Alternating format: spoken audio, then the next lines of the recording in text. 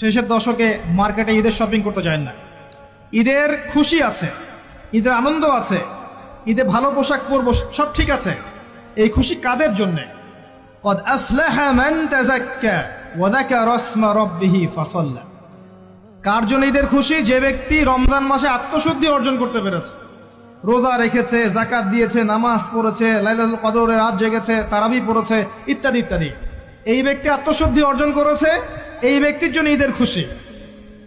যে রমজান মাসে সিনেমা দেখেছে, সিনেমার শুটিং করেছে, পর্নোগ্রাফি দেখেছে, সুদ খেয়েছে, শিরিক করেছে, বেদাত করেছে, হারাম খেয়েছে, এর জন্য ঈদের খুশি। মানুষকে ঠকিয়েছে, ব্যবসায় মাল কম দিয়েছে, পণ্য মজুত করেছে, ইচ্ছা করে দ্রব্যের দাম বাড়িয়েছে, সরকারকে বিব্রত করেছে, জনগণকে দুর্ভিক্ষের দিকে ঠেলে দিয়েছে, এদের জন্য ঈদের খুশি? কখনো না। ঈদের খুশি তাদের জন্য যারা আত্মশুদ্ধি অর্জন করতে পেরেছে।